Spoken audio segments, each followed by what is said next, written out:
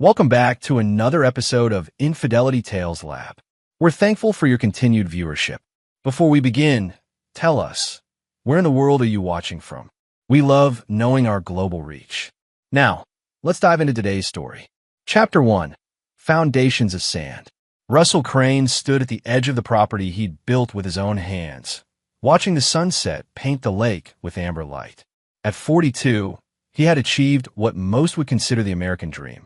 The lakeside estate outside Portland represented 15 years of calculated risks and relentless work. Russell hadn't been born into wealth.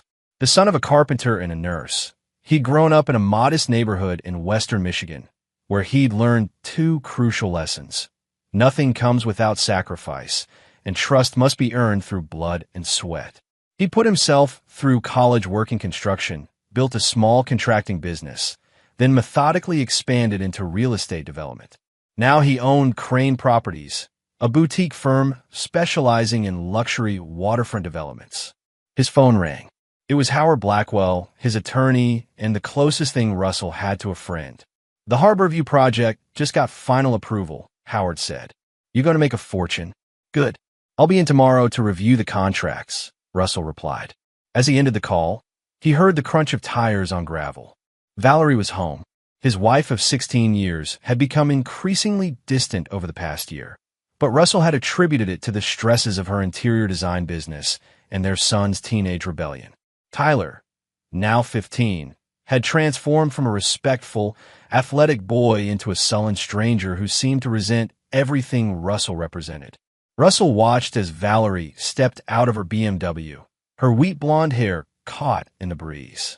Even after all these years, she was striking, tall and elegant with a dancer's posture. He'd met her when she was designing the model home for his first major development. She'd been 24, ambitious, with an eye for luxury that matched his own vision.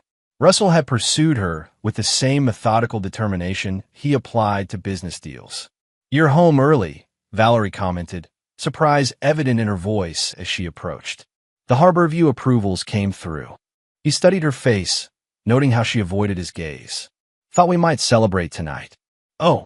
She adjusted the strap of her purse. "I actually made plans with Diane. Design consultation for her summer home." Russell nodded, watching her carefully. "How about tomorrow night? I can make reservations at Raven and Rose." "Sure." She smiled, but it didn't reach her eyes. "That sounds nice." As they walked toward the house, Russell noticed her phone light up with a text. She quickly turned it over. Inside, Tyler sat at the kitchen island, earbuds in, focused on his laptop. "Hey, son," Russell said. Tyler barely grunted in acknowledgement. Russell had tried everything to connect with his son over the past year. Fishing trips, tickets to Trail Blazers games, even offering to teach him about real estate. Tyler had rejected every overture, preferring the company of his mother and his new friends, particularly Colton Mercer, the son of Dean Mercer, Valerie's business partner. That evening, Russell sat alone in his study, ostensibly reviewing project documents but actually examining the growing distance in his family. Something wasn't right. The foundation he'd built his life upon was shifting under his feet. Russell Crane didn't achieve success by ignoring warning signs. He opened his desk drawer and removed a small notebook where he'd been documenting patterns: Valerie's late nights, unexplained expenses, hushed phone calls. It was time to verify his suspicions. Russell didn't believe in blind trust, not even with family. Especially not with family. Chapter 2. Veils Lifted. Russell didn't consider himself a suspicious man by nature, merely pragmatic. When something wasn't adding up, he investigated. This methodical approach had saved him from numerous bad business deals. Now, he applied the same technique to his marriage. Early Monday morning, he contacted Lawrence Schultz, a private investigator he'd previously hired for business background checks. Russell laid out his concerns clinically, without emotion. "I need surveillance on my wife. Complete digital and physical monitoring. I want to know everywhere she goes, everyone she speaks with. Particular attention to Dean Mercer." "Your wife's business partner?" Lawrence asked, gray eyebrows raised slightly. "That's right. They opened that design studio 3 years ago." Russell's jaw tightened. "I've noticed certain inconsistencies. I want proof, one way or another." While waiting for Lawrence's findings, Russell maintained his normal routine. He attended meetings, closed deals, and continued his solitary evening workouts in the home gym. Valerie was increasingly absent, citing client consultations and industry events. For days later, Lawrence called. "We need to meet. Not your office. Not your home." They convened at a secluded table in a private club downtown where Russell held membership. Lawrence placed a manila envelope on the table. "It's what you suspected," he said quietly. "Your wife and Mercer have been involved for at least 8 months, based on the evidence we found." Russell didn't flinch as Lawrence outlined the details. Hotel meetings disguised as client consultations, intimate dinners in neighboring towns, explicit text messages. The digital trail was comprehensive. Russell had expected this, but something else caught his attention. "There's more," Lawrence continued, hesitation evident in his voice. "They've been diverting funds from your joint accounts. Small amounts, but it adds up. They've opened a separate account under a shell company. And they've been talking to Tyler." Russell's eyes narrowed. "My son." Lawrence nodded gravely. "Phone records show frequent calls between Tyler and both Valerie and Mercer. We intercepted several messages. They've been turning him against you, Russell." Methodically, Russell opened the envelope and examined the photographs, bank statements, and transcripts of conversations. One message from Valerie to Dean stood out. "Once her is out of the picture, everything falls into place. T is on board now." After Lawrence departed, Russell remained at the table, sipping bourbon as he processed this information. The betrayal was more calculated than he'd imagined. Not just an affair, but a conspiracy involving his own son. They'd been systematically dismantling everything he'd built. That night, Russell returned home later than usual. Tyler was in his room, and Valerie was reading in bed. She barely looked up when he entered. "How was your day?" he asked casually. "Fine. Just the usual client meetings." She turned a page in her book. "And Dean, how's the business partnership going?" If she noticed the slight emphasis on partnership, she didn't show it. "Good. We're bidding on the Lakewood Heights project." Russell nodded, changing into his night clothes. I was thinking we should take a family vacation. The 3 of us. Maybe to that island resort in the Bahamas you always wanted to visit." Valerie finally looked at him, surprise evident in her expression. "Really? You've always been too busy for extended vacations." "I think it's time to prioritize family," he replied, watching her face carefully. "Life's too short for regrets." She smiled, a genuine smile for once. "I'd like that. I'll talk to Tyler tomorrow." Russell smiled back, already calculating his next move. The chess pieces were in position. Now he needed to understand the full scope of their betrayal before executing his response. Chapter 3: The Reckoning. For 2 weeks, Russell maintained a facade of normalcy while methodically gathering evidence and formulating his strategy. The family vacation idea had worked perfectly. Valerie and Dean were accelerating their plans, believing Russell was oblivious to their betrayal. Lawrence's surveillance team had documented everything. Valerie and Dean meeting with Russell's competitors, discussing proprietary information about Crane Properties' upcoming projects. Tyler accompanying them to view apartments in Seattle, far from Portland and Russell's influence. Substantial transfers from joint accounts to their hidden fund. Most disturbing was a recorded conversation between Dean and Tyler at Dean's lake house. "Once your dad's out of the picture, I'll be there for you and your mom. We'll be a real family, the kind you deserve." Russell's son had replied, "I know. Mom says he never really loved us anyway. Just saw us as possessions." Each revelation should have wounded Russell, but instead, they reinforced his resolve. He'd grown up with nothing, fought for everything he had. He wouldn't allow their betrayal to destroy what he'd built. On a Friday evening, Russell informed Valerie he'd be working late. Instead, he sat in his car near Dean Mercer's condominium, watching as Valerie's BMW pulled into the parking garage. An hour later, Tyler arrived by Uber. A family meeting without the family patriarch. Russell drove home and accessed the safe hidden in his wine cellar. Inside were insurance policies, property deeds, and a flash drive containing contingency plans for every aspect of his life. Russell had never believed in leaving things to chance. At precisely 9 p.m., he called Howard Blackwell. "It's happening. Russell said simply. Activate Protocol 3. Howard, who had helped Russell structure his assets years ago as a precaution against business disputes, understood immediately. All of it. All of it. Transfer everything to the Granite Holdings structure. Effective immediately. Consider done. The alternate banking arrangements are already in place. Anything else? Russell paused, looking at the framed family photo on his desk. A smiling trio on a ski vacation 3 years earlier. Have security ready at all properties by tomorrow morning.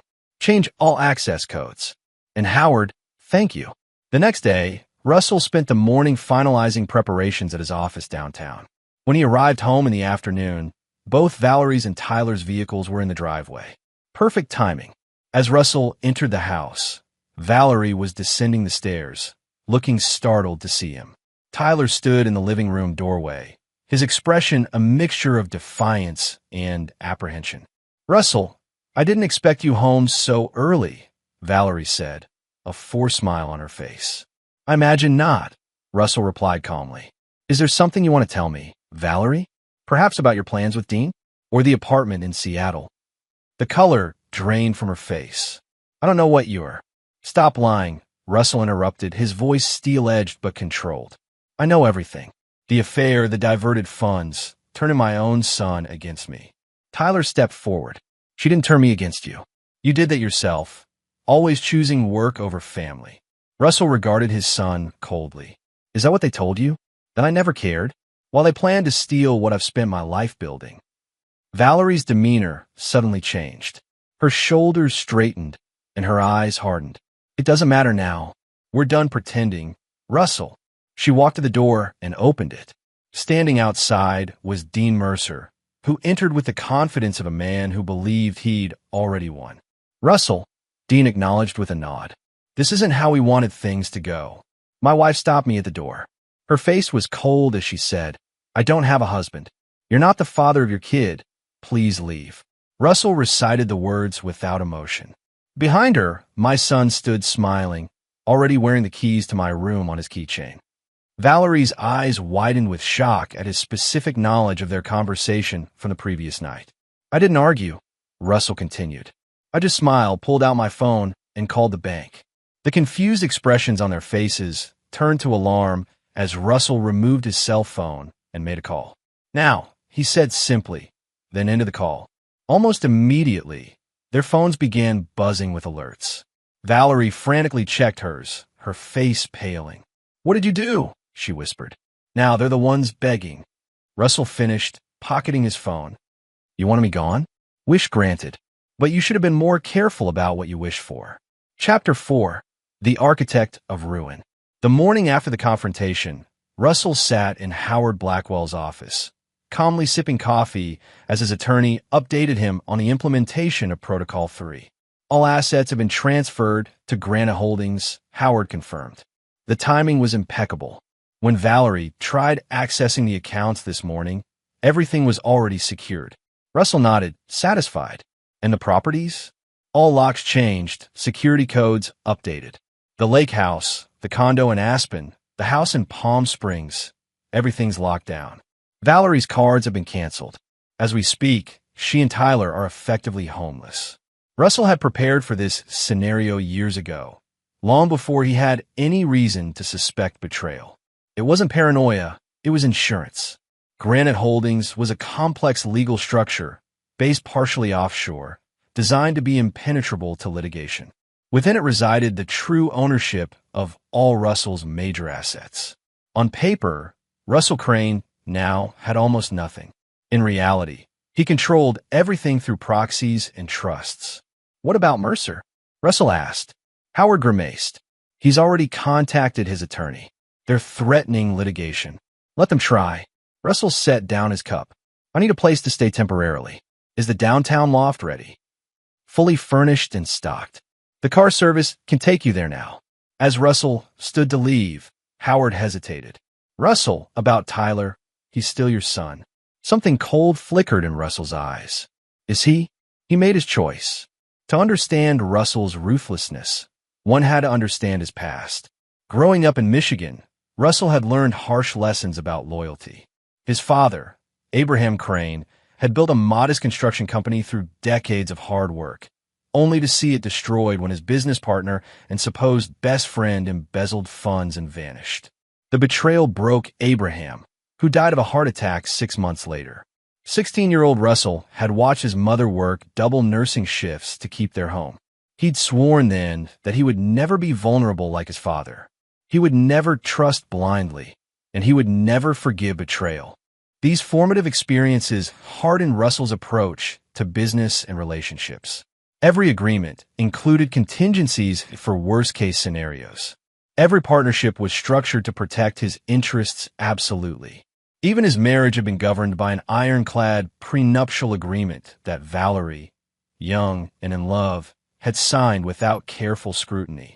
Now, as Russell settled into the sleek downtown loft that served as his contingency residence, he reviewed what he knew about his adversaries. Dean Mercer had his own history. The son of a wealthy family, he'd coasted through life on charm and connections. His design work was mediocre at best, but his social connections had made him valuable to Valerie's business. What Dean really wanted wasn't Valerie. It was access to Russell's wealth and status. Valerie herself had grown up in modest circumstances in California. She'd been ambitious when Russell met her, hungry for success and the finer things. For years, she'd been a true partner, her design talents complementing his development vision. But somewhere along the way, she'd grown resentful of Russell's drive and the sacrifices it required.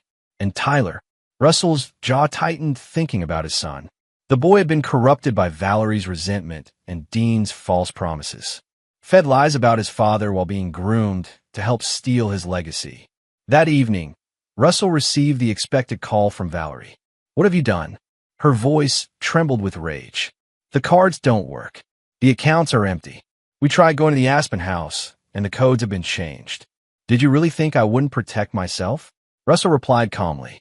"Everything you're experiencing now is the direct result of your choices, Valerie. You can't do this. Half of everything is legally mine." "Is it?" "Check the prenuptial agreement you signed. Section 12, paragraph 4. In case of infidelity, you forfeit all claims. The joint accounts contain my business earnings that you were merely authorized to access. As for the properties, they're owned by entities you have no legal claim to." "We'll fight this," she hissed. "Dean's already talking to lawyers. By all means, waste what little money you have left on legal fees. The structures I've created would take years and millions to untangle. Do you really think Dean will stick around once he realizes there's no payday coming?" The line went silent for a moment. "What about Tyler?" she finally asked, her voice smaller. "He's your son. The son who conspired with you and your lover to take everything from me? He made his choice. Now he can live with it." Russell ended the call and turned to his laptop, opening a document titled Contingency Response, Phase 2. This wasn't merely about protection anymore. It was about consequences. Chapter 5, Dominoes of Destruction. 3 days after the confrontation, Russell sat at a corner table in an upscale restaurant with Alexis Bender, the ambitious young owner of a rival design firm to Valerie and Dean's business. "I'm confused, Russell," Alexis said, studying him over her wine glass. "You want me to specifically hire away Valerie and Dean's top designers and key clients? Isn't Valerie your wife?" Russell's expression remained impassive. "My soon-to-be ex-wife. This is strictly business, Alexis. Their firm is vulnerable. I'm offering financial backing for you to expand rapidly and absorb their market share. And in return, 20% silent partnership and first right of refusal on design work for all Crane Properties developments." Alexis smiled slowly. "You're not just trying to grow my business. You're systematically destroying theirs." Russell didn't deny it. "Do we have a deal?" Within 2 weeks, Valerie and Dean's design studio was hemorrhaging both talent and clients. Their 3 senior designers resigned simultaneously, taking major clients with them to Alexis Bender's rapidly expanding firm. Their landlord suddenly terminated their lease due to a previously unenforced clause, the building having been recently acquired by a subsidiary of Granite Holdings. Meanwhile, Russell had Howard Blackwell file for divorce on grounds of adultery, complete with comprehensive evidence packages. The filing made headlines in local business publications, further damaging Valerie and Dean's professional reputations. Valerie and Tyler had moved into Dean's condominium, but the situation was growing increasingly tense. Financial pressure was mounting. Dean's savings were depleting rapidly as he funded both living expenses and escalating legal fees in their futile battle against Russell's financial fortress. Russell monitored these developments through Lawrence's continued surveillance. He took no joy in their suffering. This wasn't about emotion. It was about justice and consequences. One evening, Russell received an unexpected visitor at his downtown loft. The security desk called up to announce that Tyler was in the lobby. Russell considered turning him away, but decided a confrontation might be informative. Send him up. When Tyler entered, Russell was struck by how much older his son looked after just 3 weeks. The boy's face was drawn, his eyes shadowed. "Nice place," Tyler commented, looking around the minimalist loft. "Already moved on from us, huh? What do you want, Tyler?" Russell remained seated at his desk. "Mom's a mess. Dean's talking about moving to Seattle. Says there's nothing left for them here." Tyler paced nervously. "This has gone far enough, don't you think?" Russell studied his son carefully. "Far enough? You conspired with them. You were ready to take everything I built and walk away without a second thought." "That's not how it was," Tyler protested. "Dean said you'd be fine, that you had plenty of money hidden away. So theft is acceptable as long as the victim can afford the loss." Russell's voice remained level. "Tell me something, Tyler. Those conversations where you said, 'I never loved you,' that I only saw you as a possession. Did you actually believe that?" Tyler looked away. "Mom said, 'Your mother lied. Everything I built was meant for you someday. I worked 16-hour days so you'd have opportunities one never had. I missed games and school events not because I didn't care, but because I was securing your future." For a moment, Russell saw doubt flicker across his son's face. "It doesn't matter now," Tyler finally said. "We need help. Real help. Mom's talking about moving in with her sister in California. We can't keep living with Dean. They're fighting all the time about money. And so the real reason for your visit emerges," Russell said coldly. "You're not here to reconnect. You're here because the people who convinced you to betray me are now failing to provide what they promised. Dad, please. You made your choice, Tyler. Now you get to experience the consequences of blind trust. It's actually a valuable lesson, one I had to learn myself at about your age." Tyler's face hardened. "You're a heartless bastard.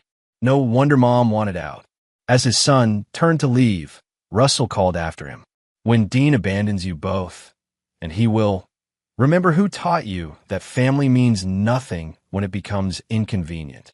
After Tyler left, Russell didn't immediately return to work. Instead, he stood at the window, looking out at the city lights, feeling a hollow ache in his chest. This wasn't how he'd imagined his family story would unfold. But weakness now would only validate their betrayal. Phase 2 was proceeding as planned, but the most decisive move was yet to come. Chapter 6: The Cold Edge of Winter. By early December, 6 weeks after the initial confrontation, the situation had developed exactly as Russell had predicted. Dean Mercer, facing financial ruin and frustrated by failed legal attempts to access Russell's assets, had broken things off with Valerie. Their design studio had closed, unable to meet operating costs after losing key clients and staff. Valerie and Tyler had moved in with her sister in Sacramento, reduced to borrowing money for basics. Tyler had enrolled in a local high school, forced to leave behind his friends and activities in Portland. Russell, meanwhile, had completely restructured his business operations. Crane Properties was thriving, with the Harborview development becoming the company's most successful project to date. Publicly, Russell presented a stoic image of a man focused on his work despite personal difficulties. Privately, he monitored his estranged family's deteriorating circumstances through Lawrence's occasional updates. Russell took no pleasure in their downfall, but he recognized it as the natural consequence of their actions. Actions had consequences. This was the fundamental principle by which he lived. On a snowy December evening, Russell was working late at his office when his private line rang. He didn't recognize the number. "Russell Crane." "It's me." Valerie's voice sounded strained, smaller than he remembered. Russell said nothing, waiting. "I need to talk to you," she continued. "About Tyler. He's not doing well." Define not doing well. "He's depressed, barely eating, failing his classes." She paused. "He needs his father. He needed a father when he was conspiring with you and Dean. Now he needs a financial provider." Russell's voice remained even. "Those are different functions. For God's sake, Russell, he's 15. He made a mistake. A mistake is forgetting an anniversary or failing a test. What Tyler did was a calculated betrayal based on months of deception." Russell checked his watch. "I have a meeting to prepare for, Valerie. Was there something specific you wanted?" Her breathing grew ragged on the line. "We can't live like this. My sister wants us out after the holidays. I can't find work. Tyler needs stability. And Dean? Has your lover abandoned his promises so quickly?" "Dean's in Seattle. He said he needs to focus on rebuilding his career." The bitterness in her voice confirmed what Russell had known would happen. "So predictable," Russell murmured. "Please, Russell. Not for me, but for Tyler. I'll have Howard contact you next week with a proposal for Tyler's support, conditional on several factors." Russell's tone was businesslike. "As for you, Valerie, I recommend accepting the divorce settlement offer already presented. It's more than fair given the circumstances, and fighting it will only drain what resources you have left." After ending the call, Russell gazed out at the snow falling on downtown Portland. The city looked peaceful, cleansed by the white blanket covering its surfaces. Soon, this chapter would be closed permanently. The following morning, Russell met with Howard to outline the terms for Tyler's support: a modest monthly allowance, tuition for a boarding school in Massachusetts, and a path to college funding, all contingent on Tyler meeting academic standards and having no contact with Dean Mercer. "This seems unusually generous given your position on Tyler's betrayal," Howard observed. "It's not generosity," Russell replied. "It's strategic. Tyler needs to understand that actions have consequences, but also that different choices lead to different outcomes. This gives him a path forward, but one that requires effort and discipline on his part." Howard nodded slowly. "And Valerie? The original offer stands. She gets enough to restart somewhere modest, nothing more. The prenuptial is ironclad." As Howard gathered his documents, he hesitated.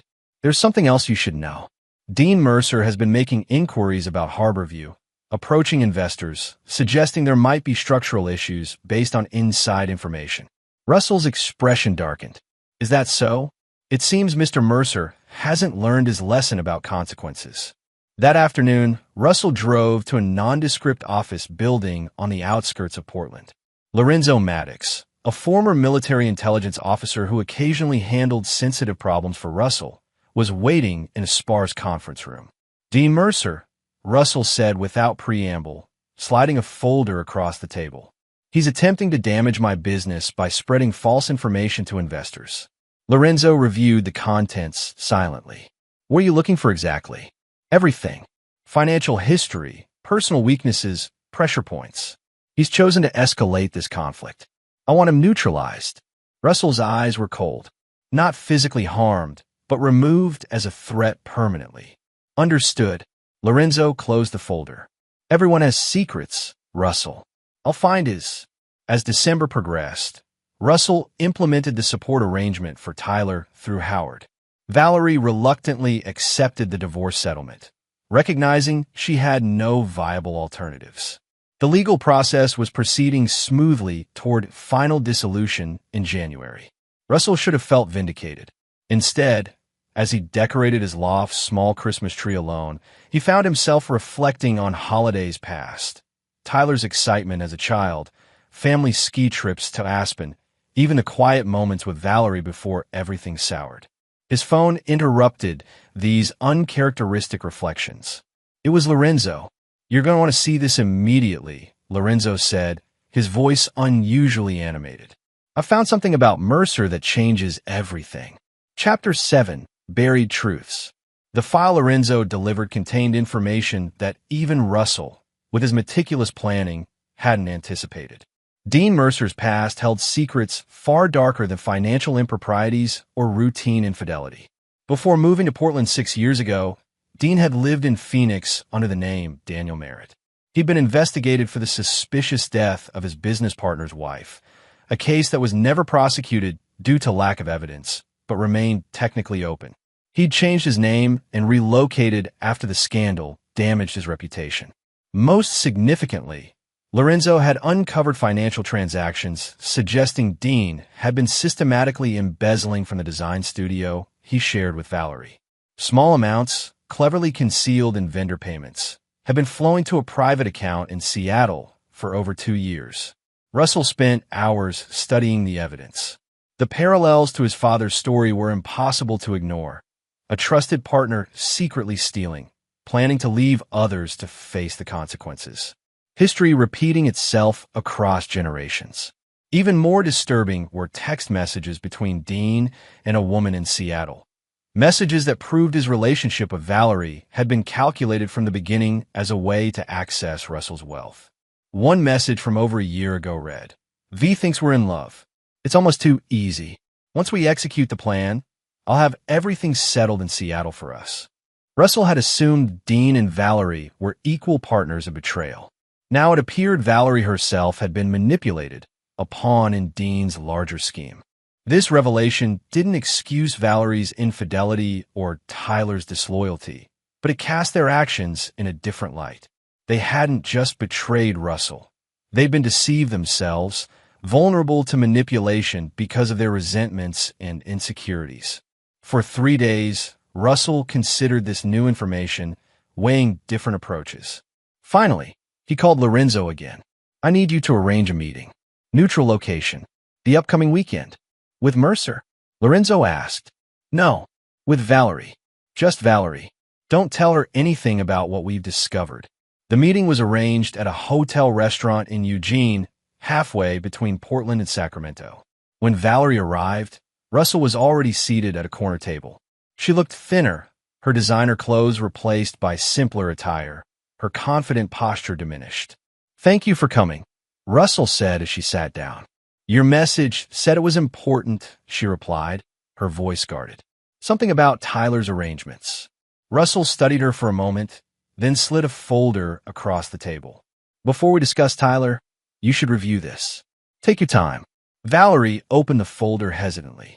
As she read, her expression transformed from confusion to disbelief to devastation. Color drained from her face. "This can't be real," she whispered, looking up at Russell with wide eyes. "Dean wouldn't." "Every document is authenticated. Every transaction verified." Russell's voice was dispassionate. "He played you, Valerie. He played us both." Tears formed in her eyes as she continued reading. When she reached the messages to the woman in Seattle, her hands began to shake. "He said he loved me, that we were building a future together." Her voice broke. "He convinced me that you never really cared about us, that you only saw us as possessions. And you believed him because it was easier than addressing the real issues in our marriage." Russell responded evenly. "You were unhappy, and he offered an easy escape." Valerie set down the documents, visibly struggling to maintain composure. "Why are you showing me this? To prove how easily I was manipulated? To make me feel even worse about what I've done?" "No, I'm showing you because you deserve to know the truth. And because what happens next depends on what you do with this information." She looked at him questioningly. "Dean Mercer destroyed my family," Russell continued, his voice now carrying an edge of steel. "He manipulated my wife, poisoned my son against me, and tried to steal what I spent my life building. Now he's in Seattle, attempting to damage my business reputation while planning his next scheme." "What are you going to do?" Valerie asked quietly. "I'm going to ensure he never harms another family." Russell leaned forward. "The question is, are you going to help me?" Valerie stared at him, conflict evident in her expression. "Why would you want my help after what I did?"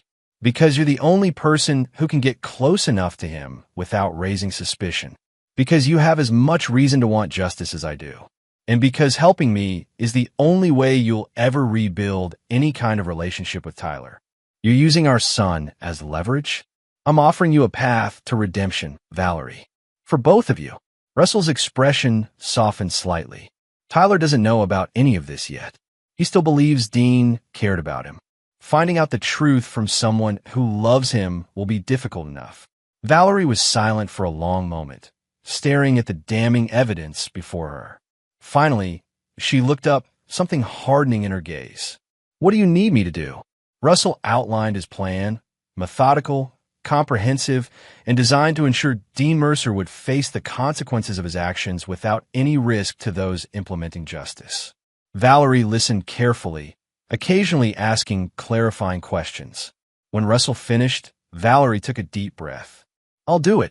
Not for us. There probably isn't an us anymore, but for Tyler. And because Dean deserves whatever's coming to him." As they parted ways, Valerie hesitated. "Russell, I'm sorry. Not just for believing Dean, but for everything before that. We were broken long before he came along." Russell nodded, neither accepting nor rejecting her apology. "Actions have consequences, Valerie. Always. But sometimes, different actions can create different outcomes. Remember that." Chapter 8. The Execution. January brought bitter cold to Seattle, where Dean Mercer was establishing his new life. He'd leased an expensive downtown condo and was courting potential clients, trading on his Portland reputation while carefully avoiding mention of his business's collapse. Dean had no idea he was already under comprehensive surveillance. Lorenzo's team monitored his every move, building a detailed profile of his daily patterns, professional contacts, and digital activities. Russell, reviewing the reports from Portland, waited for the optimal moment to implement the next phase. That moment came when Valerie contacted Dean in mid-January, her voice tearful over the phone. "I can't do this anymore, Dean. Russell's lawyers are crushing me. The settlement barely covers rent for a studio apartment. Tyler's miserable at that boarding school." She paused, allowing desperation to color her tone. "I need your help. Please." Dean hesitated, clearly reluctant to re-entangle himself with Valerie's problems. "Val, I'm just getting established here. I don't have resources to—" "I'm not asking for money," she interrupted. "I have information about Russell's business, his financial structures. Information worth a lot to the right people." This caught Dean's attention. "What kind of information?" "Not over the phone. I need to see you. I can come to Seattle this weekend." After some persuasion, Dean agreed to meet her. Russell, listening to the recorded call, nodded with satisfaction. Valerie had played her part perfectly, appealing to both Dean's greed and his ego. That weekend, Valerie arrived in Seattle, checked into the hotel Russell had arranged, and met Dean for dinner. She was wearing a wire, with Lorenzo's team monitoring from a nearby van. "You look good," Dean said, evaluating her across the table. His initial reluctance had given way to calculated charm. "Appearances can be deceiving," Valerie replied with a bitter smile. "I'm barely holding it together." Throughout dinner, she carefully built a narrative about Russell's supposedly vulnerable financial position, hinting at information she discovered while going through documents before leaving Portland. "He has a backup structure, Grana Holdings. That's where everything valuable is hidden." She leaned closer, including electronic records of every development project for the past 10 years. Plans, permits, material specifications, everything. Dean's eyes gleamed with interest. "And you have access to these records?" "I have the access credentials. Russell never changed them. He doesn't know I found them." She lowered her voice. "There are problems with Harborview, Dean. Serious structural issues they've covered up. The kind of information that could be worth millions to the right parties." "Why are you telling me this?" Dean asked, suspicion finally surfacing. "You could take this to Russell's competitors yourself." Valerie's expression hardened convincingly. "Because I don't just want money. I want Russell to suffer like I'm suffering. You know his connections. You know who would pay most for this information. I can get the files, but I need your help to monetize them."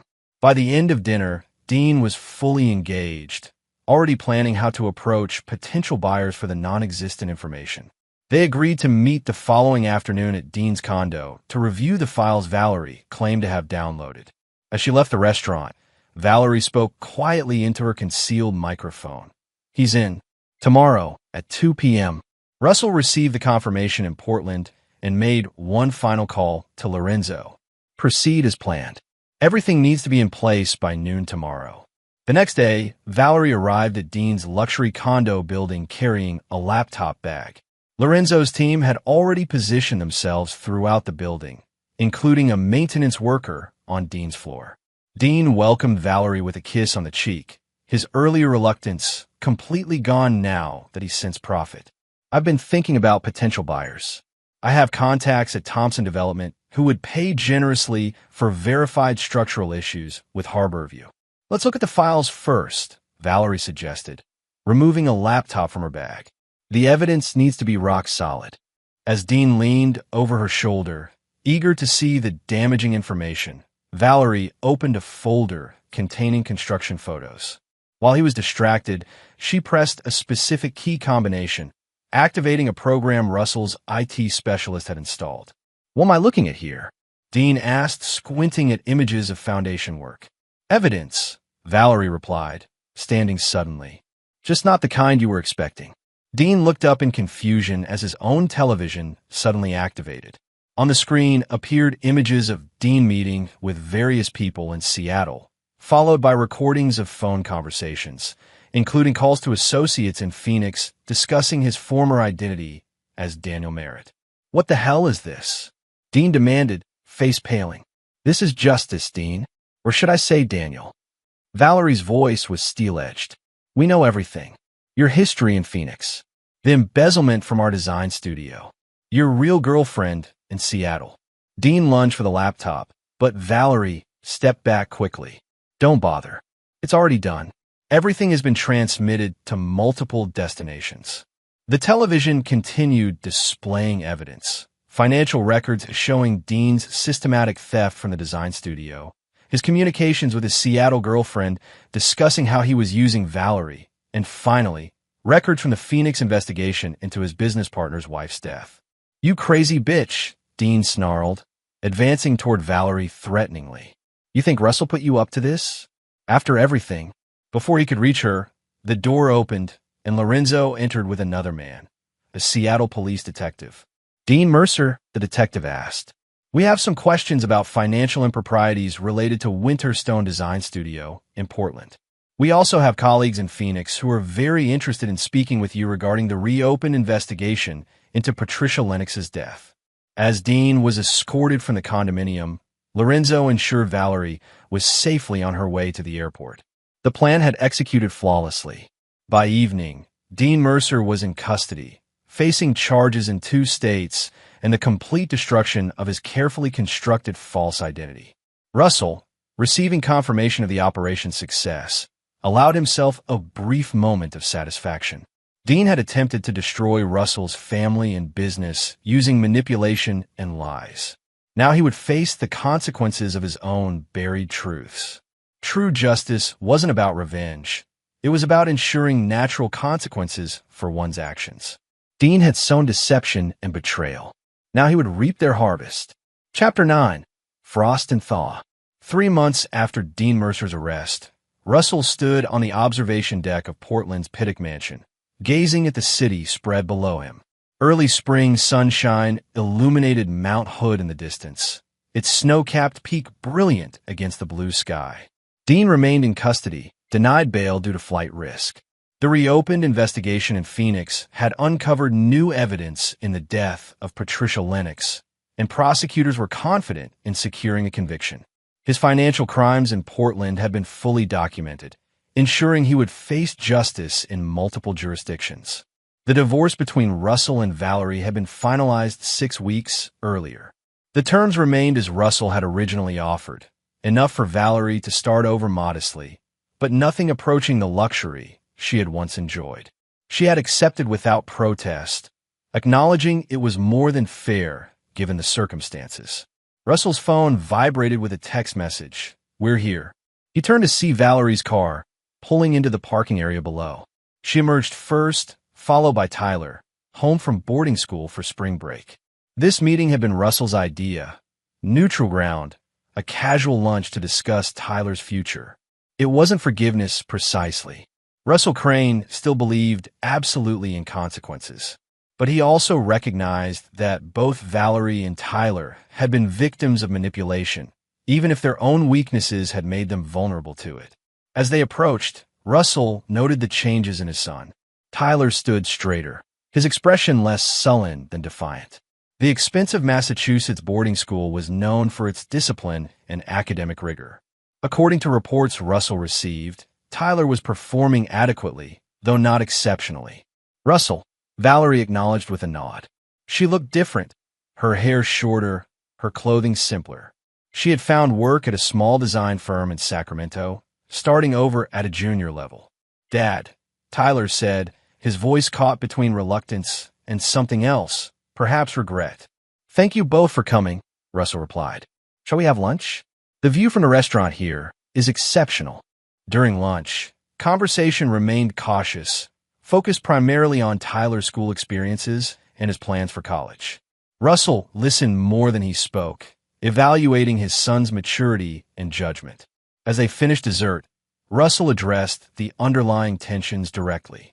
"I didn't arrange this meeting to dwell on the past, but we can't move forward without acknowledging it." Tyler looked down at his plate, while Valerie met Russell's gaze steadily. "What happened was a failure on multiple levels," Russell continued. "Dean Mercer was the architect of much of the deception, but he exploited real problems that already existed between us." "I should have seen through him," Valerie said quietly. "I wanted to believe someone could love me the way he pretended to." Tyler looked up, his expression pained. "He told me you didn't care about us, that you only cared about your business. I believed him because it felt true. You were always working, always focused on the next project." Russell nodded, accepting this perspective without defensiveness. "I built everything I did with you in mind, Tyler. The legacy was always meant for you. But I failed to make that clear, to balance the present and the future." He turned to Valerie. "And I failed to see how unhappy you'd become. That doesn't excuse your choices, but I recognize my part in creating the conditions Dean exploited." "What happens now?" Tyler asked directly. "That depends on what you both want," Russell replied. "I'm not offering reconciliation in the traditional sense. Too much has happened for that. But I'm offering a path forward." He outlined his proposal. Tyler would complete his education at the boarding school, then attend college with Russell's full financial support. Upon graduation, if Tyler demonstrated responsibility and business acumen, there would be a place for him at Crane Properties. For Valerie, Russell offered professional connections in Sacramento to help rebuild her design career and a commitment to civil co-parenting of Tyler. "This isn't forgiveness," Russell clarified, his eyes hard. "I don't forget betrayal, and I don't pretend it didn't happen. But I recognize degrees of culpability, and I believe in proportional consequences." Tyler looked at his father with new understanding. "You're still punishing us, just less severely than Dean." Russell's expression remained steady. "I'm offering consequences appropriate to actions and circumstances. Dean plotted meticulously to destroy lives for personal gain. Your actions, while damaging, were born partly from manipulation and partly from genuine grievances." "And if we reject your terms?" Valerie asked. "Then we maintain the current arrangements. The choice is yours." Russell's tone made clear this wasn't a negotiation. After lunch, as they walked through the mansion's gardens, Tyler fell into step beside his father, slightly apart from Valerie. "I'm sorry," he said suddenly, voice low. "Not just for believing Dean, but for betraying you. For being weak." Russell studied his son's profile, so similar to his own at that age. Weakness isn't permanent unless you allow it to be. The measure of a person isn't in never falling, but in how they rise afterward. "Is that what you're doing now? Rising after falling?" "No," Russell corrected. "I didn't fall. I was attacked, and I defended what's mine. There's a difference." Tyler nodded slowly. "Will you ever truly trust me again?" Russell didn't soften the truth. Trust is earned, not given. Every action builds or damages it. You've damaged yours significantly. Rebuilding it will take years of consistent choices. "But it's possible." "It's possible," Russell confirmed. "Though it will never be blind trust. That's a luxury I don't grant anyone." As they prepared to part ways, Valerie approached Russell while Tyler waited by the car. "You could have destroyed us completely," she said. "Why didn't you?" Russell looked past her to Tyler, then back to her face. "Because total destruction wasn't proportional to your actions. I believe in justice, Valerie, not vengeance. Is that what you call what happened to Dean? Justice. Absolutely. Everything that's happening to him is the direct result of his own actions finally catching up to him. Russell's expression was implacable. Just as everything happening to you and Tyler now is the consequence of yours. Valerie studied him for a moment. You really don't forgive, do you? Not completely. No, Russell acknowledged without apology. But I can move forward without forgiveness if there's sufficient reason to do so. He gestured toward their son. He's that reason. As Valerie and Tyler drove away, Russell returned to the observation deck, watching the panorama of the city he'd helped build. The cold calculation that had guided him through this ordeal had served its purpose. Justice had been served, proportional to each person's actions. Russell Crane would never again trust blindly, never fully forgive betrayal. But he would move forward, rebuilding what could be salvaged, discarding what couldn't. The foundations of his life had been tested and had held firm. Everything else could be reconstructed, stronger than before. A fortress built on the bedrock of hard-earned wisdom.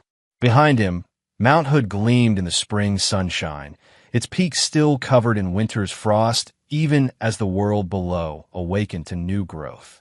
Like the mountain, Russell would maintain his cold, impenetrable core while allowing measured change around it.